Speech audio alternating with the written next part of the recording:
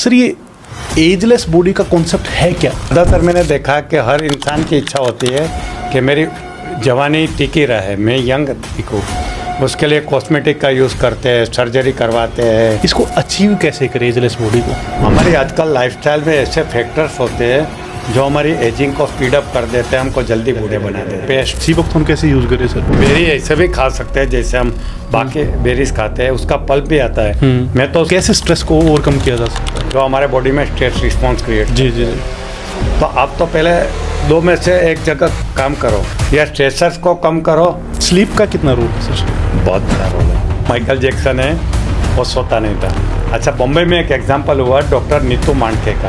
अच्छा जी। He was a cardiologist, खुद heart attack से डेथ हो गई उनकी। मुझे एक चीज़ पूछनी है सर, एक इंसान अपनी एज से कितना कम दिख सकता है, उसके क्या पैरामीटर्स हैं? जितना फास्ट आपका एजिंग प्रोसेस है ये भी मेजर होता है, और ये दिल्ली में ही होती है, पूरे वर्ल्ड में होती है।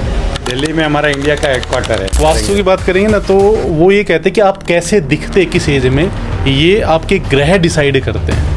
और आप कहते हैं कि सब डाइट से, योगा, मेडिटेशन वगैरह से होता है। तो देखो, पहली बात तो ये है कि मेरी कुंडली में जो लिखा था, ब्रेकफास्ट में ऐसा क्या लें कि वो एजलेस बॉडी को अचीव कर लें? लंच और डिनर में क्या क्या लें? सबसे पहला काम तो ये करिए कि जो नॉर्थ इंडिया में चलता है। नमस्कार दोस्तों, मैं हूं डॉक्टर हिम्मत भारद्वाज। कैसे हैं आप सब? उम्मीद करता हूं आप सब अच्छे से होंगे। साथियों, आज का पॉडकास्ट हमारा है डॉक्टर जितेंद्र अढ़िया सर के साथ। जी हां, ज़बरदस्त ऑथर हैं और उन्होंने लिखी है 130 किताबें, और जो उनकी लेटेस्ट बुक आई है वो आई है एजलेस बॉडी पे।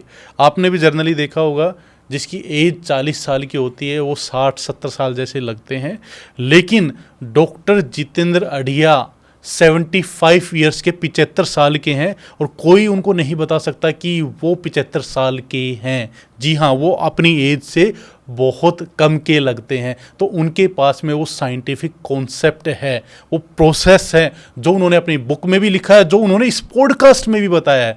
तो अगर आप एजलेस बॉडी को अचीव करना चाहते हैं, अगर आप अपनी हेल्थ पे काम करना चाहते हैं, और यकीन मानिए अगर आपने अपनी हेल्थ पे काम कर लिया, अपनी एज पे काम कर लिया, अपने एजिंग को रोक दिया, आप हर चीज़ अचीव कर पाएंगे। कैलेंडर पे जो आप देखते हैं ना जर्नली कि मैं इतने साल का हो गया, ये सिर्फ एक डेट है दोस्तों। अंदर में जो जवान है ना, आज भी डॉक्टर जितेंद्र अढ़िया सर कहते हैं कि मैं बिल्कुल यंग हूँ। उनकी जो एनर्जी है वो 21-22 साल जैसे लड़के की है। तो अगर आप उन सबको अचीव करना चाहते हैं तो इस पॉडकास्ट को आपको अंत तक जरूर देखना है। डॉक्टर जितेंद्र अढ़िया सर, बहुत बहुत स्वागत आपका THV पॉडकास्ट में। थैंक यू डॉक्टर भारद्वाज जी, कैसे हैं आपको मिलकर, दूसरी बार मिले हम। जी जी जी जी सर, अभी रिसेंट में आपने एक बहुत ज़बरदस्त बुक लिखी है, उसका टाइटल है एजलेस बॉडी। यस सर, ये एजलेस बॉडी का कॉन्सेप्ट है क्या? आपने बहुत सारे लोग देखे होंगे जिनकी उम्र 40 साल के है, मगर उनका जो बॉडी देख के लगता है वो 60 साल का बूढ़ा हो गया है। हाँ। और ऐसे भी लोग देखे होंगे जो 60 साल के है मगर 40 के लगते बाकी हैं। ज़्यादातर ऐसे हैं जो 40 के 60 लग रहे हैं। तो यानी आपकी उम्र जितनी है उससे कम बॉडी हो, यानी कम दिखने की हो, फील कर रहे हो, तो उसको एजलेस बॉडी कहते हैं। ठीक है। तो ज़्यादातर मैंने देखा कि हर इंसान की इच्छा होती है कि मेरी जवानी टिकी रहे, मैं यंग दिखूँ। उसके लिए कॉस्मेटिक का यूज़ करते हैं, सर्जरी करवाते हैं, और क्या क्या बोटॉक्स, फिलर्स, ये वो करवाते हैं। तो वो सिर्फ दिखावा रहता है, मेकअप भी दिखावा है। देखना है, इतने सारे ब्यूटी पार्लर चलते हैं, इतने कॉस्मेटिक की इंडस्ट्री चलती है। इसका बेस क्या है? क्योंकि हर लड़की यंग दिखना चाहती है। सही बात है। और लड़कियों के बारे में तो ऐसा कहते हैं कि उनकी एज नहीं पूछनी चाहिए, क्योंकि वो हमेशा अपनी एज छुपाती है, क्योंकि वो यंग रहना चाहती है, दिल से चाहती है, इसलिए नहीं पूछते हैं। तो ये सब बाहर का दिखावा है, बाहर से है, और ये टेम्पररी है। एक्चुअली एजलेस बॉडी ऐसी है कि जो हमेशा आप यंग रहो, उससे यंग रहो, आपकी बॉडी हमेशा यंग जैसी दिखे और काम करे। इसको एजलेस बॉडी कहते हैं। कोई लिविंग एग्जांपल दे सकते हैं आप? आपके सामने बैठा है, आपके सामने बैठा है। अभी आपकी एज है? हाँ, हम तो यूजुअली दर्शकों को पूछते हैं कि आप गेस करो मेरी कितनी एज है। तो ज़्यादातर लोग गेस गलत करते हैं। आप गेस कर लीजिए दर्शक मित्र, और कमेंट्स में बताइए मेरी एज क्या है। आपको पता चल जाएगा कि एजलेस बॉडी क्या है। 55 से ज़्यादा मेरी एज नहीं है, ये गेस मत करना, ठीक है? इसके नीचे की करो तो चलेगा, उससे ज़्यादा मत करना। तो एजलेस बॉडी यानी जो है उससे ज़्यादा यंग दिखते हैं, उसको कहते हैं। वैसे हमारे 3 टाइप की एज होती है। एक होती है कैलेंडर एज, जो हमारे आधार कार्ड में लिखी है वो कैलेंडर एज है। जी जी जी। दूसरी होती है हमारी मेंटल एज, और तीसरी होती है बायोलॉजिकल एज। हमारे बॉडी के सेल क्या कहते हैं, सच्ची कहानी तो वो कहते हैं कि आप कितने यंग हो। तो ऐसा देखा गया है कि आपके मेंटल एज को आपकी बायोलॉजिकल एज फॉलो करती है। यानी आप अपने माइंड को यंग बना दोगे तो आपकी बॉडी ऑटोमेटिकली यंग बन जाएगी। और इतने साल तक मैं माइंड ट्रेनर रहा हूँ, तो मैं तो माइंड के बारे में बहुत कुछ जानता हूँ। अब ये भी मैंने जान लिया कि माइंड को कैसे यंग बनाना है ताकि आपकी बॉडी भी यंग बन जाए। आप तो यंग हैं ही सर, कुछ और एग्जांपल्स, कुछ और लिविंग एग्जांपल्स। मेरे नाम का एक और था हीरो था जितेंद्र, जो भी कितने साल तक था। अभी शाहरुख खान है जो 50+ है और फिर भी हीरो बन के आ रहा है। सलमान खान है, ये सब आपके सामने एग्जांपल है। शिल्पा शेट्टी है, हाँ एग्जांपल है। बिल्कुल सही बात है। उसकी एज दिखती नहीं है। रेखा है, रेखा मेरे से भी शायद 1 साल बड़ी है और कितनी यंग और ब्यूटीफुल दिखती है। बहुत सारे एग्जांपल मिलेंगे। मैं तो मजाक में मेरा एग्जांपल दिया। नहीं नहीं, आपका भी बिल्कुल। बहुत आपको दिखते होंगे, और जो मीडिया में आते हैं उसमें तो रेखा है, शिल्पा शेट्टी है फीमेल में, शाहरुख खान है, सलमान खान है, अक्षय कुमार भी इवन है। आज तक हीरो बन के आ रहे हैं, वो चल रहे हैं, लोग उनको एक्सेप्ट कर रहे हैं हीरो के रूप में। मगर ज़्यादातर लोग क्या करते हैं, यंग दिखने के लिए काफ़ी मेकअप का सहारा लेते हैं, ये कॉस्मेटिक सर्जरी करवाते हैं। जैसे माइकल जैक्सन का एग्जांपल देख लो आपने। उसके साइड इफेक्ट्स भी हुए। हाँ, उसके साइड इफेक्ट से मर जाते हैं। He died of because of that only. मैंने इस किताब के अंदर पहला चैप्टर ही माइकल जैक्सन का लिखा है, जिनका गोल था 150 ईयर जीने का। और उसके पास इतना पैसा था कि उसने 12 हाईली क्वालिफाइड डॉक्टर्स को 24 आवर्स अपने घर में अपने हेल्थ को मॉनिटर करने के लिए रखा था। जितने भी टेक्नोलॉजी दुनिया में अवेलेबल थी यंग होने की या दिखने की, वो यूज़ करता था। सप्लीमेंट लेता था, ऑक्सीजन चैम्बर में सोता था, सर्जरी करवाता था, क्या क्या नहीं करवाया उसने। मगर उसने गलती क्या कर दी कि यंग दिखने के लालच में उसने अपनी हेल्थ को ध्यान नहीं दिया। और यह यंग दिखने के लालच क्यों थी कि एक फियर ऑफ एजिंग होता है, एक बूढ़ा होने का डर रहता है, और डर की वजह से होता है। और जो शो बिजनेस होता है उसमें तो ये ज़्यादा होता है, एक्टर, एक्ट्रेसेस, मॉडल, परफॉर्मर, ये सभी लोगों का यही होता है कि जब पब्लिक के सामने जाते हैं तो उनको अच्छा दिखना है। तो इस काम के लिए उसने क्या किया, अपनी इंटरनल बॉडी को वीक कर दिया। क्योंकि उसको नींद नहीं आती थी, वो इतने एक्साइटेड रहते थे कि उनको रात को नींद नहीं आती थी, नींद की गोली उसको इफ़ेक्ट नहीं करती थी। तो फिर वो एनेस्थेसिया लेकर सोया करते थे। और उसके लिए उन्होंने प्रोपोफॉल करके एक जो एनेस्थेसिया था जो नींद के लिए लेता था, जबकि वो बेहोशी के लिए होता है। यानी नेचुरल नींद नहीं आती थी, वो बेहोश होकर नींद करते थे और उसको उठने के लिए इंजेक्शन लेना पड़ता था। और एक बार ऐसा हुआ कि वो प्रोपोफॉल करके जो एनेस्थेसिया का इंजेक्शन है डॉक्टर ने उनको दिया और उनके ओवरडोज से उनकी डेथ हो गई। देखो, यंग दिखने की लालच में उसने अपना पूरा जीवन घुमा दिया, जबकि गोल था उनका 150 का, उनका डेथ हुआ सिर्फ 50 में। 100 ईयर्स का डिस्काउंट कर दिया उनकी गलती की वजह से। ऐसा बहुत नौजवान लड़के लड़कियां हैं जो यंग दिखने के चक्कर में, अभी हमारे यहाँ एग्जांपल है सैफ अली जरीवाला का, जो एक इंजेक्शन लिया जो यंग दिखने के लिए होता है, उनसे उनका डेथ हो गया। ऐसे बहुत एग्जांपल मिलेंगे। तो दोस्तों, मैं आपको ये कहता हूँ कि यंग दिखने की कोशिश मत करो, यंग बनने की कोशिश करो। सही बात। Why to look young, you can remain young, you can become young. और आपका एजिंग प्रोसेस है, उसको आप स्टॉप भी कर सकते हैं, उसको रिवर्स भी कर सकते हो। ये पूरी टेक्नोलॉजी और साइंस आ गया है, आपको शायद पता नहीं है, इसलिए आप इसके पीछे पड़े हैं। मैंने ये किताब के अंदर बहुत सारी रिसर्च की है कि ये टेक्नोलॉजी क्या है, ये ज्ञान क्या है, जिसकी वजह से आप अपनी एजिंग को रोक सकते हैं। तो इसी पे बात कर लेते हैं सर कि ये जो एजलेस बॉडी जैसे जो कॉन्सेप्ट तो हमने समझ लिया क्या है, इसको अचीव कैसे करें एजलेस बॉडी को। यस, ये बेसिकली लाइफस्टाइल से आता है। हमारी आजकल लाइफस्टाइल में ऐसे फैक्टर्स होते हैं जो हमारी एजिंग को स्पीड अप कर देते हैं, हमको जल्दी बूढ़े बना देते हैं। उसमें सबसे पहला नंबर पे है स्ट्रेस। आजकल हर इंसान स्ट्रेस में रहता है, बिजनेस का स्ट्रेस रहता है, रिलेशनशिप का स्ट्रेस रहता है, कुछ ना कुछ रहता है। जब हमारा स्ट्रेस में जीते हैं तो कोर्टिसोल नाम का एक हार्मोन होता है जो हमारी बॉडी में सीक्रेट होता है, जो हमारी बॉडी का एजिंग को फास्ट कर देता है। तो नंबर 1 है स्ट्रेस। और लोग पैसा कमाने के चक्कर में, नाम कमाने के चक्कर में इतना ज़्यादा स्ट्रेस क्रिएट कर लेते हैं कि उनकी बॉडी को वीक बना देता है, ये कोर्टिसोल। ठीक है। दूसरा होता है जंक फूड, ये बहुत बड़ा हमारा दुश्मन है।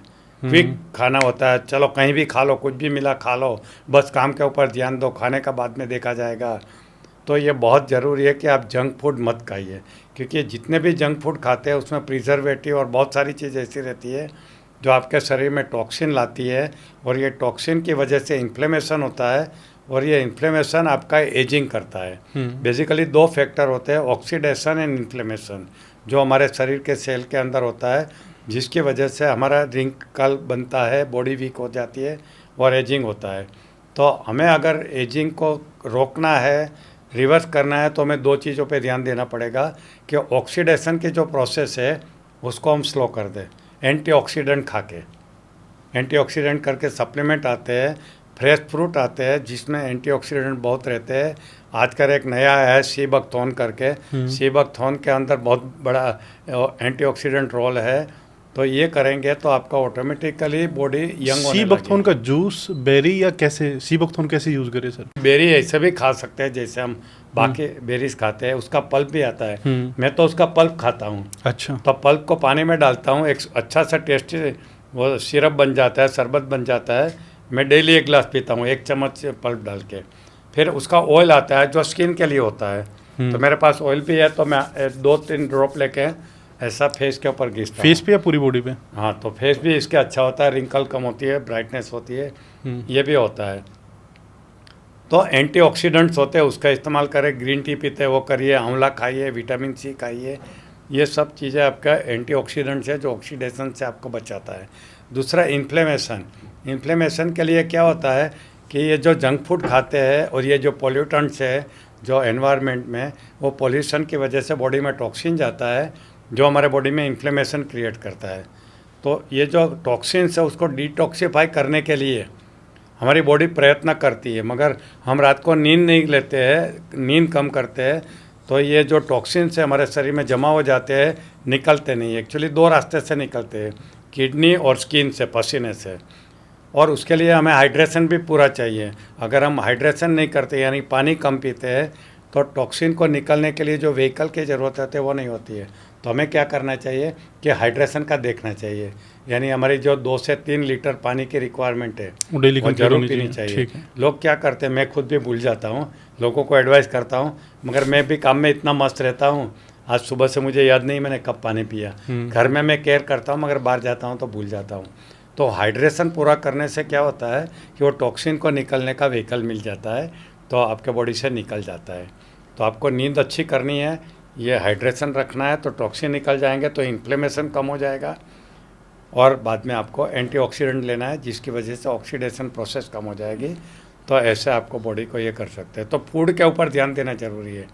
फिर बॉडी को अल्कलाइन रखना है। वैसे तो बॉडी भगवान ने ऐसी बनाई है कि यूजुअली अल्कलाइन रहती है, क्योंकि अल्कलाइन मीडियम में ही वो एजिंग प्रोसेस स्लो होती है। एसिडिक जब मीडियम बनता है तब वो एजिंग फास्ट होता है। तो आपको एजिंग को रोकना है, रिवर्स करना है, तो बॉडी को अल्कलाइन रखनी चाहिए। तो उसके लिए आजकल तो वाटर के ये आए हैं, जैसे कैंगन वाटर का आया है, अल्कलाइन वाटर की बोतलें मिलती है, but that is artificial means. Actually alkaline food खाने की आदत डालिए। अल्कलाइन फूड भी आता है, एसिडिक फूड भी आता है। तो अल्कलाइन फूड कौन से, एसिडिक फूड कौन से, वो भी आपको जानना चाहिए। जितने भी प्रोसेस फूड है वो सब एसिडिक फूड है। ये 3 फूड है जो जितने बाहर से मंगवाते हैं वो। जितने नेचुरल फूड है जो घर में पका के खाते हैं वो अल्कलाइन फूड है। खास करके फ्रूट्स एंड वेजिटेबल ये अल्कलाइन फूड है। All the animal product are acidic food, यानी meat, chicken, eggs, milk, butter, cheese, paneer, ये सब एसिडिक फूड है। तो जितना एसिडिक फूड से बचोगे, एसिडिक पानी से बचोगे और अल्कलाइन फूड और अल्कलाइन सिरप लोगे, उतना आपका एजिंग प्रोसेस स्लो हो जाएगा। तो आपको ये चीज़ का भी ध्यान रखना है।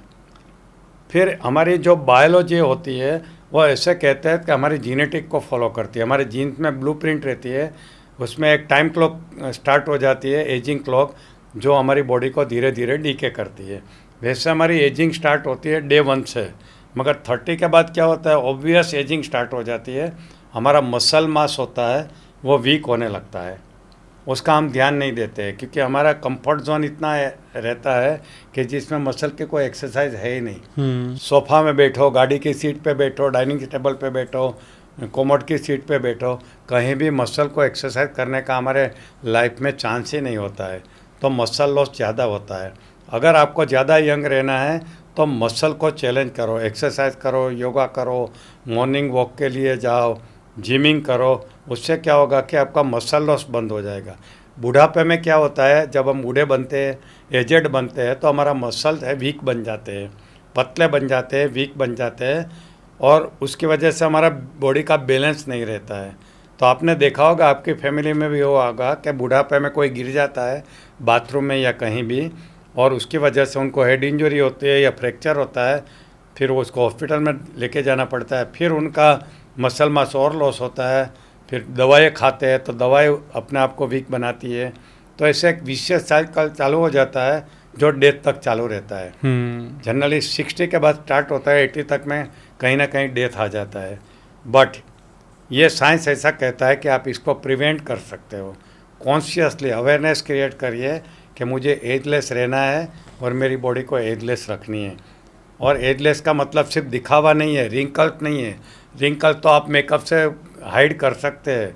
एनर्जी का लेवल कितना है, और हमारी एजिंग में इंटरनली देखा जाए तो दो चीज़ रिस्पॉन्सिबल होती है। एक माइटोकॉन्ड्रिया करके सेल में रहता है जो हमारा एनर्जी का पावर हाउस रहता है। जैसे एज बढ़ती है तो माइटोकॉन्ड्रिया का फंक्शन धीमे धीमे स्लो हो जाता है, तो एज के साथ हमारा एनर्जी लेवल कम हो जाता है। तो माइटोकॉन्ड्रिया को स्टिमुलेट करने वाले लाइफस्टाइल चाहिए। और दूसरा होता है हमारे जीन्स। जीन्स के अंदर टेलोमियर करके होता है, जो वो टेलोमियर्स होता है वो हमारी एज जितने लंबे उतनी हमारी बॉडी यंग रहेगी। एजिंग के साथ क्या होता है, टेलोमियर्स होते हैं वो छोटे होते जाते हैं और एक दिन वो ख़त्म हो जाते हैं तो हम मर जाते हैं। सर मुझे एक चीज़ पूछनी थी, इतनी स्ट्रेसफुल लाइफ में, मतलब बहुत ज़्यादा स्ट्रेस चल रहा है हर तरीके का, एक आम आदमी इसको कैसे अचीव कर सकता है, कैसे वो अपने स्ट्रेस को ओवरकम कर सकता है? क्योंकि पहला ही फैक्टर आपने स्ट्रेस बताया इसमें। स्ट्रेस होता है, हाँ, और ये बहुत मेन फैक्टर है। मेन फैक्टर बिल्कुल है ना? तो कैसे स्ट्रेस को ओवरकम किया जा सकता है? Very good. देखिए स्ट्रेस कैसे आता है, एक स्टिमुलस होता है जिसको हम बॉडी का रिस्पॉन्स देते हैं, तो हमारा जो बॉडी का रिस्पॉन्स है वो स्ट्रेस क्रिएट करता है। स्टिमुलस कोई भी होने दो। फॉर एग्जांपल, आपका 10 लाख का नुकसान हुआ, आप बहुत स्ट्रेस में जियोगे। सही बात। किसी और का 10 लाख का नुकसान हुआ, शायद वो स्ट्रेस में नहीं जिएगा, बोलता है कोई बात नहीं, मेरे नसीब में नहीं था, कभी कमा लेंगे, देख लेंगे, ऐसा है। तो the way we respond to all the stressors, जो स्ट्रेस करने वाले जो फैक्टर रहते हैं उसको स्ट्रेसर्स कहते हैं, जो हमारे बॉडी में स्ट्रेस रिस्पॉन्स क्रिएट करते हैं। जी। तो आप तो पहले दो में से एक जगह काम करो, या स्ट्रेसर्स को कम करो या अपनी बॉडी का रिस्पॉन्स है उनको चेंज करो, तभी ये होगा।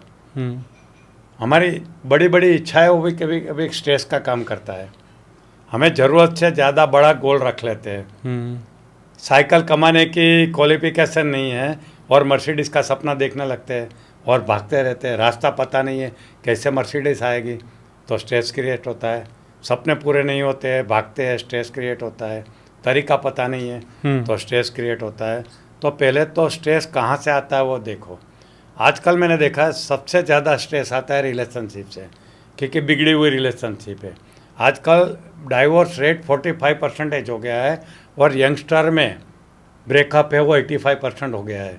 इसलिए मैंने how to recover from breakup करके किताब लिखी है, क्योंकि जो नीड ऑफ द डे है, अभी ये भी नीड ऑफ द डे है एजलेस बॉडी वाला, और ये भी स्ट्रेस का सबसे बड़ा रीज़न होता है। रीज़न है कि रिलेशनशिप टूटे हुए है। तो यंगस्टर में तो मेन यही प्रॉब्लम रहता है, कैरियर का प्रॉब्लम, पढ़ने का टेंशन और रिलेशनशिप का प्रॉब्लम। 13-14 साल में बच्चे रिलेशनशिप में आ जाते हैं, बॉयफ्रेंड गर्लफ्रेंड का चक्कर शुरू हो जाता है, साथ में घूमते हैं, एक दूसरे को बिना समझे कमिटमेंट कर देते हैं, फिर दूसरा वाला उसको निगलेक्ट करने लगता है, तो फ़ोन को ब्लॉक कर देता है और बाद में सामने वाले का स्ट्रेस बढ़ता है। ऐसे आजकल बहुत किस्से हो गए हैं। तो ये स्ट्रेस एजिंग को फास्ट ऐसे स्ट्रेस को मतलब कैसे निकले, कैसे बचे ऐसे स्ट्रेस से? तो पहले तो अवेयरनेस क्रिएट करना है, अपना इम्पोर्टेंट अपने को ये देखना है कि हमारे लिए प्रायोरिटी क्या है।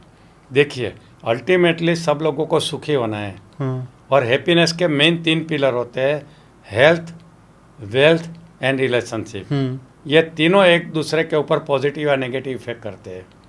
अगर पैसा नहीं है तो उसकी हेल्थ के ऊपर भी इफेक्ट होती है, रिलेशनशिप के ऊपर इफेक्ट होती है। सही बात है, ट्रू। ठीक है, अगर हेल्थ नहीं है तो उसके अपने करियर के ऊपर इफेक्ट होती है, रिलेशनशिप के ऊपर इफेक्ट True. होती है। अगर रिलेशनशिप बिगड़ी हुई है तो उसकी हेल्थ के ऊपर इफेक्ट होती है, करियर के ऊपर भी इफेक्ट होती है। तो हमें तीनों के लिए समझना पड़ेगा कि मुझे मेरी हेल्थ कैसे अच्छी रखनी है, मेरी रिलेशनशिप को कैसे अच्छी रखनी है, और तीनों को इक्वल इम्पोर्टेंस देना है। अच्छा। एक को कम, एक को ज़्यादा नहीं। और मुझे पैसा कैसे आसानी से कमाना है ताकि मेरी ज़रूरतें पूरी हो, मेरे सपने पूरे हो। तीनों के ऊपर फोकस करना है। हम क्या करते हैं, ज़्यादातर कोई एक के ऊपर फोकस करते हैं एक को फोकस और दूसरी चीज़ें बिगड़ जाती है, फिर स्ट्रेस शुरू हो जाता है और स्ट्रेस बाकी के सब कॉम्प्लिकेशन कर देता है। जी जी जी। तो सबको ये समझना है कि हमारे लिए क्या इंपॉर्टेंट चीज़ है, समझे ना। हम्म। तो प्रायोरिटी समझ लो आपकी क्या है। ठीक है सर, जैसे एजलेस बॉडी का कॉन्सेप्ट चल रहा है, इसमें हमने ये तो देख लिया क्या नहीं लेना चाहिए, क्या लेना चाहिए, जो डाइट है प्रॉपर, कि ब्रेकफास्ट में क्या खाना चाहिए, लंच और डिनर, तो थोड़ा सा आप बता दोगे, मतलब एक लेमन लैंग्वेज में कि हर कोई इसको यूज़ कर पाए, कि ब्रेकफास्ट में ऐसा क्या लें कि वो एजलेस बॉडी को अचीव कर लें, लंच और डिनर में क्या क्या लें। Very good. सबसे पहला काम तो ये करिए कि जो नॉर्थ इंडिया में चलता है, सुबह सुबह में ब्रेकफास्ट छोले भटूरे खाने का है ना। हमारे वहाँ गुजरात में कोई सुबह में छोले भटूरे नहीं खाते हैं। क्या खाते हैं सर? मैं तो मेरी बात करूँ तो मैं चाय का 1 कप पीता हूँ और इतना आधा खाखरा, हमारे यहाँ खाखरा होता है जो लो कैलोरी वाला होता है, अच्छा जी, खाखरा खाता हूँ मैं। ठीक है। जो लो कैलोरी वाला होता है वो खाता हूँ मैं। उसके बाद मैं ड्राई फ्रूट खाता हूँ। रात को 5 बादाम और 5 अखरोट भिगो के रखते हैं, सुबह में वो खाता हूँ। 5 बादाम 5 अखरोट, फिर मैं 5 अंजीर खाता हूँ और 5 खजूर खाता हूँ। तो ये मेरा एक्सरसाइज का बाद का ये रहता है। ये सब भिगो के खाते हैं सर? अंजीर खजूर सब भिगो के लेते हैं? दो ही मैं भिगो के खाता हूँ यूजुअली। मुझे किसी ने बोला अंजीर भिगो के नहीं खाना चाहिए, तो मैं सिर्फ अखरोट और बादाम भिगो के खाता हूँ, बाकी मैं खजूर ड्राई खाते हैं और अंजीर भी वैसे ही खाते हैं? हाँ, अंजीर और खजूर ये दोनों ऐसे खाते हैं। ये आपका ब्रेकफास्ट है? हाँ, फिर मेरे पास घर में मसाला, मिल्क मसाला रहता है जो एवरेस्ट का आता है वैसा, जिसमें केसर और बादाम पिस्ता सब डाला रहता है। दूध में डाल के 1 मग में वो मसाला वाला दूध पीता हूँ। क्या वो मसाला होता है? एवरेस्ट का मसाला आता है ना, मिल्क मसाला। अच्छा जी। जिसमें बादाम पिस्ता ये सब डालते हैं, काजू ये डालते हैं, टेस्टी रहता है। केसर डालते हैं, तो केसर वाला दूध रहता है, तो मैं वो पीता हूँ 1 कप। ठीक है। बाद में 2 घंटे के बाद मैं कुछ फ्रूट खा लेता हूँ घर में, एप्पल केला या कुछ भी खाता हूँ। फिर लंच में मैं सिर्फ दाल और सलाद खाता हूँ और कुछ नहीं खाता हूँ। और दाल में भी लो सॉल्ट वाली दाल खाता हूँ। सॉल्ट भी हमारे लिए पॉइजन होता है, ओवर सॉल्ट नहीं खाना चाहिए। तो लो सॉल्ट वाली दाल और मैं सलाद खाता हूँ दोपहर को लंच में। उसमें फिर रोटी राइस नहीं खाता हूँ मैं, मेरी बात करता हूँ। सबको तो एडवाइस नहीं कर सकते, सबको तो हर टाइम वो छोले भटूरे दाल चावल ये वो कब से नहीं खा रहे आप? कब से नहीं ले रहे रोटी राइस? और बोलते हैं कि खाने में ही तो मज़ा है, नहीं तो जीने का क्या मज़ा है। यहाँ तो ऐसा बोलते हैं, खाओ पियो और मज़ा करो, ज़िंदगी नहीं मिलेगी दोबारा, फिर मरो। हॉस्पिटल में मेरे सामने मैंने ऐसे लोग मरते हुए देखे हैं, बहुत छोटी उम्र में हार्ट अटैक आ जाता है, मुझे बचा लो, रोते हैं, पैरालिसिस में आते हैं, कितनी बीमारियाँ लेके आते हैं। तो ये हो गया आपका लंच? ये हमारा लंच हो गया। दोपहर को मैं फिर से एक छोटा सा कप चाय के साथ मैं कुछ छोटा सा स्नैक लेता हूँ, इतना सा स्नैक लेता हूँ। फिर 5 बजे फिर मैं फ्रूट खाता हूँ, 5-6 बजे। ये सीबकथॉर्न का मैं वहीं पे लेता हूँ। और उसके 1 घंटे के बाद मैं दूसरा ग्लूटाथियोन करके एक सप्लीमेंट लेता हूँ जो पानी में डाल के पीता हूँ। ये 2 सप्लीमेंट मैं शाम को लेता हूँ। कौन सा बताया? ग्लूटाथियोन करके होता है सप्लीमेंट, जी जी जी, जो हमारी स्किन को अच्छी बनाते हैं, यंग बनाते हैं, वो मैं लेता हूँ। मैं 7-8 सप्लीमेंट लेता हूँ।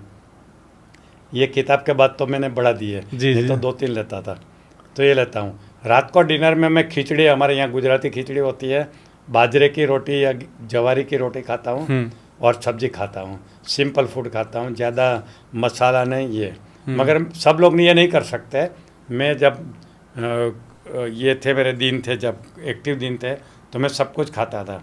अब जब से मुझे इसका इम्पोर्टेंस समझा तो मैंने सभी मेरे फूड में काफ़ी चेंज किया और मैं हेल्दी फूड खाता हूँ, रेगुलर सोता हूँ, रेगुलर उठता हूँ, डेली 3 घंटा मैं हेल्थ के लिए टाइम देता हूँ, जो कोई नहीं देता होगा। मैं डेली 3 घंटा 3 घंटा क्या करते हैं सर? 6 बजे उठता हूँ, तब से 9 बजे तक मेरा सिर्फ एक हेल्थ का ही काम रहता है। क्या रहता है तो पहले मैं ब्रश करता हूँ, फिर सीधा बैठ के मैं कपालभाति करता हूँ, 200-150-200 करता हूँ, पेट की एक्सरसाइज पहले करता हूँ। फिर मैंने कहा चाय और खाखरा खाता हूँ, फिर मेरी एक्चुअल एक्सरसाइज चालू होती है। आधा घंटा गार्डन में जाके वॉक करता हूँ, ये सनराइज लेता हूँ, फ्रेश ऑक्सीजन लेता हूँ। उसके बाद में फिर घर पे आता हूँ, बैठ के मेडिटेशन करता हूँ आराम से, क्योंकि 7 बजे के करीब अच्छा धूप रहती है। मेडिटेशन करता हूँ आधा घंटा बैठ के, फिर प्राणायाम शुरू हो जाता है मेरा आधा घंटा। उसके बाद मेरे योगा टीचर आते हैं, मुझे 1 घंटा योगा करवाते हैं, सभी आसन करता हूँ, काफ़ी मैंने प्रोग्रेस किया उसके अंदर। उसके बाद मेरे पास जिम का सामान है, जिम की एक्सरसाइज करता हूँ। ऐसे करते करते मेरे 9 बज जाते हैं सुबह में। मतलब डाइट के साथ साथ, डाइट का रूल तो है ही है, क्योंकि है डाइट ही। का आपने पूरा बता दिया, ब्रेकफास्ट लंच डिनर का, साथ में एक्सरसाइज का, योगा का, प्राणायाम का भी बहुत बड़ा बहुत रोल ही है। रोल है, बहुत ही रोल है। हम्म, मेडिटेशन का भी रोल है। प्राणायाम है वो हमारे माइंड बॉडी का कनेक्टिंग ब्रिज है, यानी खास करके ये अनुलोम विलोम। जी जी। समझा ना, क्योंकि जब तक माइंड और बॉडी एक दूसरे के साथ अच्छा काम नहीं करेगी कुछ फ़ायदा नहीं है। तो माइंड बॉडी का तो मैं ये करता रहता हूँ, डीप ब्रीदिंग करता हूँ, ये सब कुछ करता हूँ। स्लीप का कितना रोल है सर? बहुत बड़ा रोल है ये बहुत बड़ा रोल है। ये भी नहीं माइकल- सोता। इसके बात नहीं कर रहा हूँ, उंगलियाँ वहाँ जा रहे हैं, मैं किसी और की बात कर रहा हूँ। माइकल जैक्सन है, वो सोता नहीं था। अच्छा, बॉम्बे में एक एग्जाम्पल हुआ डॉक्टर नीतू मांडके का। अच्छा जी। He was a cardiologist. उनका सपना था, उनका गोल था, ड्रीम था कि एशिया की सबसे अच्छी एक हार्ट हॉस्पिटल में बनाऊँ। हाँ। उसने बनाई भी, एशियन हार्ट हॉस्पिटल करके बनाई उसने। और वो उसका इनॉग्रेशन के 1 साल के अंदर ही खुद हार्ट अटैक से डेथ हो गई उनकी, एट द एज ऑफ 42। खुद कार्डियोलॉजिस्ट है और खुद अपने ही जिसकी स्पेशलिटी थी वही डेथ से मरे। उसके बाद उनकी वाइफ का इंटरव्यू मैंने पढ़ा था कि उसका मेन रीज़न था ही वॉज निगलेक्टिंग स्लीप, सिर्फ 2 घंटा सोते थे। अच्छा, फिर स्वामी विवेकानंद का मैंने एग्जाम्पल सुना कि he died at the age of 39। तो मैं समझने की कोशिश कर रहा था कि क्यों हुआ उनका। तो ऐसा तो उनकी बॉडी तो अच्छी दिखती थी, बिल्कुल सही बात है। ठीक है। फिर मैंने उनकी एक किताब पढ़ी, उसके अंदर लिखा था ही डाइड ऑफ एग्जॉशन, थकावट से उनकी डेथ हुई। उनके डेथ सर्टिफिकेट में लिखा है ही डाइड ऑफ एग्जॉशन। उनकी मैंने बायोग्राफी में पढ़ा। फिर मैं उनके एक मॉन्क को मिला, उनको पूछा कि स्वामी विवेकानंद कितना सोते थे। मुझे आइडिया आया, बोले 2 घंटा सोते थे। बोले 2 घंटा सोते थे वो। अब 2 घंटा 22 घंटा काम करते थे। Sleep deprivation is a biggest thing, समझे ना। तो जैसे- क्योंकि स्लीप की वजह से क्या होता है, अभी इसका स्वामी विवेकानंद के लाइफ से क्या रिलेशन है वो तो मैं कमेंट नहीं कर सकता हूँ, मगर ही सफर्ड फ्रॉम 33 डिजीज़। एक आदमी को 33 बीमारी हो, ये भी एक अजूबा है। स्वामी विवेकानंद को थी। उनके ऊपर एक बुक लिखी गई है, मोंक एज ए मैन करके, उसमें लिखा है, सरकार करके ऑथर है, उसने लिखी है। तो उनको इतनी सारी बीमारी थी। तो एज ए मेडिकल डॉक्टर मैं कोरिलेट करता हूँ कि उसका मेन रीज़न उनका स्लीप डिप्राइवेशन था, कि 2 घंटा सोते थे। क्योंकि क्या होता है कि हम सोते हैं तो हमारी बॉडी में रिपेयरिंग प्रोसेस चलती रहती है। जी जी जी। पूरा दिन हम काम करते हैं ना, तो वेयर एंड टेयर होता है, घसारा होता है, हाँ जी हाँ जी। डैमेज होता है सेल को, टॉक्सिन जमा होता है। इसको बाहर निकालने का और रिपेयर करने का काम हमारा बॉडी तब करता है जब हम सोते हैं। अब आप सोते नहीं है तो बैकलॉग चालू रहता है, और बैकलॉग की वजह से हमारे हर ऑर्गन को डैमेज करता रहता है, लीवर को, किडनी को, स्प्लीन को, स्किन को, सबको। तो उसकी वजह से हमें बीमारियां भी आती है और अर्ली डेथ भी होता जैसे है। सर हमारे पीएम साहब हैं, या बहुत सारे ऐसे सेलिब्रिटीज़ हैं जो कहते हैं कि हम सिर्फ 4 घंटे सोते हैं। उन्होंने वो अचीव किया है, यौगिक विद्या से अचीव किया है। वो नहीं के काम की वजह से सोते हैं, उनका पहले से ही गोल था। APJ कलाम साहब भी 4 घंटा ही सोते थे। अच्छा जी। हाँ, क्योंकि वो अहमदाबाद आते थे, अहमदाबाद सर्किट हाउस में रुकते थे। जब वो मिसाइल मैन थे, प्रेसिडेंट भी नहीं बने थे तब, तो वो टाइम पे वो मैनेजर उनकी केयर करता था। तो सुबह 2 बजे उनकी शुरुआत हो जाती थी, क्योंकि उनकी सब ऑर्डर रहते थे कि उनको 2 बजे ये चाहिए, 3 बजे ये चाहिए। तो मैनेजर मेरा दोस्त है, अहमदाबाद का सर्किट हाउस का मैनेजर, उसने मुझे बताया कि APJ कलाम साहब आते थे तो मुझे 2 बजे से ड्यूटी करनी पड़ती थी, उनकी डिमांड शुरू हो जाती थी। तो he used to sleep for 4 hours. But उन्होंने पहले से अपने आप को ट्रेनिंग दी थी कम सो के काम करने की, एनर्जी बढ़ाने की। और वो जो मेडिटेशन और योगा करते हैं ना, उनके साथ ये हो जाता है। मैं आजकल 17 घंटा काम इसलिए आप करता क्या हूँ। सजेस्ट करेंगे, मतलब जैसे मैं भी इस प्रोसेस में हूँ, मैं भी बहुत कम सोता हूँ, और मैं अपना गोल भी मैंने यही बना रखा है कि मुझे ना 4 घंटे की नींद ही काफ़ी तो है। इसके लिए 1 घंटा योगा करने की आदत डालो। योगा से आपका ये हो सकता है, अच्छा जी। ऐसा होता है। तो मैंने योगा इसलिए शुरू किया कि मैं ज़्यादा काम कर सकूं और कम नींद के साथ कर सकूं। तो मैंने देखा गया है कि जब से मैंने योगा स्टार्ट किया तब से मेरा एनर्जी लेवल बढ़ गया है, मेरा प्रोडक्टिव लेवल भी बढ़ गया है, और मैं कम सोता हूँ, ज़्यादा काम करता हूँ, फिर भी मेरी अच्छी चल रही है सर। ठीक तो है। योगा करिए, मेडिटेशन करिए, प्राणायाम करिए। मुझे एक चीज़ पूछनी है सर, एक इंसान अपनी एज से कितना कम दिख सकता है, उसके क्या पैरामीटर्स हैं? पैरामीटर्स तो आजकल बायोलॉजिकल टेस्ट होती है, एग्जैक्टली आपके बॉडी के हर ऑर्गन की एज बता सकते हैं। आपको नहीं पता होगा ये। आपकी हेयर की एज, आपकी स्किन की एज, आँखों की, मसल्स की, स्किन की, लीवर की, किडनी की, हर चीज़ की आप एज मेज़र कर सकते हैं। और कितना फास्ट आपका एजिंग प्रोसेस है ये भी मेज़र होता है। और ये दिल्ली में ही होती है, पूरे वर्ल्ड में होती है। दिल्ली में हमारा इंडिया का हेडक्वार्टर है। जी जी। 52,000 रुपीज़ चार्ज लेते हैं उसका, आप करवा लीजिए। और ऑनलाइन ये होती है, आप ऑर्डर करोगे तो 52,000 रुपीज़ ऑनलाइन भरोगे, आपके घर में आके आपका ब्लड सैंपल लेके जाते हैं और आपको रिपोर्ट भेज देते हैं। और फिर आपको एडवाइस भी करते हैं कि आप कुछ स्ट्रेस में जीते हैं, आपका एजिंग फास्ट हो रहा है, टेक केयर, नहीं तो ये बीमारी हो सकती है। और अगर आप कुछ चेंज नहीं करोगे तो आपके डेथ कब होगा वो भी प्रेडिक्ट करके बताते हैं कि अगर आपने यही लाइफस्टाइल जिया तो आपका ये एक्सपायरी डेट ये है, ऐसा आपको बोल देते हैं। अच्छा। ये अभी नई टेक्नोलॉजी आ गई है, सब कुछ लोगों को ये पता ही नहीं है कि ये सब कुछ होता है। सर मैंने ना बहुत सारे पॉडकास्ट किए हैं, जो न्यूमरोलॉजिस्ट है, जो एस्ट्रोलॉजर है, तो वो बताते हैं कि जैसे जो नंबर्स हैं या जो कुंडली में जो ग्रह बैठते हैं, न्यूमरोलॉजिस्ट बोलते हैं। तो ज्योतिष मतलब कुंडली की बात करेंगे, ज्योतिष कुंडली की, वास्तु वाले वास्तु की बात करेंगे ना, तो वो ये कहते हैं कि आप कैसे दिखते किस एज में, ये आपके ग्रह डिसाइड करते हैं। और आप कहते हैं कि सब डाइट से, योगा, मेडिटेशन वगैरह से होता है, तो ये आपस में कॉन्ट्राडिक्ट नहीं हो रहा है?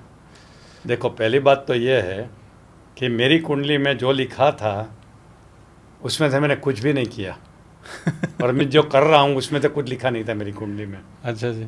समझे ना? और मेरी कुंडली तो ग्रह के हिसाब से बनी थी। मैं हमेशा एक कहता हूँ, 2 टाइप की लाइफ होती है, life by default and life by design. Life by default यानी आप कुछ नया नहीं करोगे, जैसे जीवन मिला है वैसा जीते जाओगे, तो कुंडली के हिसाब से वो सब कुछ होगा, जिसको हम कहेंगे लाइफ बाय डिफ़ॉल्ट। सही बात है। मगर भगवान ने हमें एक और स्पेशल पावर दिया है, अवेयरनेस का पावर और ये सबकॉन्शियस माइंड का पावर। आप एक बार अवेयरनेस क्रिएट करो कि मैं ज़िंदगी जी रहा हूँ या क्या सही जी रहा हूँ कि नहीं, और क्या मैं बदल सकता हूँ, उसका नॉलेज लो। और वो नॉलेज लेके आप अपने जीवन की लाइफस्टाइल बदलोगे तो उसको बोलते हैं लाइफ बाय डिज़ाइन। तो जो लोग लाइफ बाय डिज़ाइन नहीं जीते हैं वो लाइफ बाय डिफ़ॉल्ट जीते हैं, और उनको कुंडली के हिसाब से रिजल्ट मिलता है। आप कुंडली में लिखा वो हर चीज़ बदल सकते हो। मेरा एक दोस्त है, मेरा स्टूडेंट है, अभी तो दोस्त बन गया जी जी। गोंडल करके सिटी है गुजरात में, वहाँ रहता है, पॉलिटिशियन है। मेरे पहले प्रोग्राम में आया था तब उसने अपनी अंगूठी गिरवे रखी थी मेरी फ़ीस भरने के लिए। 20 साल पहले मेरी 6,000 रुपये वर्कशॉप की फ़ीस हुआ करती थी, उसने अंगूठी गिरवे रख के आया था। आज वो करोड़पति बन गया है और मेरा दोस्त भी बन गया है। तो उसने क्या आइडिया किया, ये आइडिया लेके थोड़ा मॉडिफाई किया। एक ज्योतिष के पास गया, बोलता है छत्रपति राजा की कुंडली कैसी होती है, एक चक्रवर्ती राजा की, मुझे बना के दे। तो उसने बना के दिया ब्लैंक कुंडली, उसके ऊपर अपना नाम लिख दिया वो कुंडली के ऊपर कि ये मेरी कुंडली है। विजन बोर्ड में लगा दिया और डेली विजुलाइज करने लगा कि ये मेरी कुंडली है, मेरी कुंडली है। एंड बिलीव मी, उसके जीवन में वो चक्रवर्ती राजा जैसा अभी जीवन बन गया, मैंने देखा है उनका। वहाँ गोंडल का राजा ही माना जाता है ऐसा, राजभाई उसका नाम है, उसको राजभाई हम कहते हैं ऐसा। तो कहने का मतलब है कि लाइफ बाय डिफ़ॉल्ट होती है जो कुंडली के हिसाब से होती है, लाइफ बाय डिज़ाइन होती है। मेरी कुंडली में जो लिखा था वो मैंने 40 साल तक किया। बाद में मैंने अवेयरनेस क्रिएट किया, अपने आप को जाना, अपने पावर्स को जाना, मेरी लाइफस्टाइल चेंज किया, मेरी प्रायोरिटी चेंज किया, मेरी सब कुछ चेंज किया, तो आज मेरी लाइफ अलग हो गई है जी। तो मैं लोगों को यही कहता हूँ, सिर्फ कुंडली के भरोसे पे मत रहिए। कुंडली एक गाइडलाइंस है, मगर सिर्फ वो गाइडलाइंस को फॉलो मत करिए जिसमें कुछ नहीं करने का दिखाया है। सर जो लोग सिगरेट पीते हैं या अल्कोहल लेते हैं तो उनके लिए कितना मुश्किल है एजलेस बॉडी को अचीव करना? बिल्कुल एजिंग को फास्ट कर देता है सिगरेट और अल्कोहल। अच्छा, लोनलीनेस का बहुत बड़ा रोल है। जो अकेले रहते हैं उनका एजिंग फास्ट होता है। सच में? हार्वर्ड में ऐसी रिसर्च हुई है कि कौन लोग ज़्यादा सुखी होते हैं और एजलेस रहते हैं, हेल्दी रहते हैं। 85 तक हार्वर्ड यूनिवर्सिटी की रिसर्च चली है, दुनिया की लॉन्गेस्ट रिसर्च है। वो रिसर्च का ये रिजल्ट ये दिखाते हैं कि जो लोग प्यार से रहते हैं, कम्युनिटी में रहते हैं, फैमिली में रहते हैं, वो लंबा जीते हैं, यंग रहते हैं और वो सुखी भी होते हैं। ये रिसर्च कहती है। और कहते हैं loneliness is equal to 15 cigarettes a day. 15 cigarette पीने से जो नुकसान होता है ना, वो अकेला रहने से होता है। लेकिन तो आजकल लोनलीनेस बढ़ता जा रहा है। आपको मालूम है, शादी के बाद तलाक हो जाती है, अकेले रहते हैं। तो ये अकेले रहना ये हेल्थ के लिए बहुत नुकसानकारी है।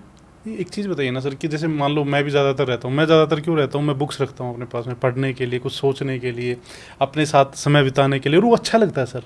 अच्छा लगता है, मगर अभी डेंजर समझने के बाद अपनी लाइफस्टाइल चेंज करो। लाइफस्टाइल चेंज करो। अच्छा। गूगल करके देखो, लोनलीनेस एंड एजिंग के ऊपर देखो।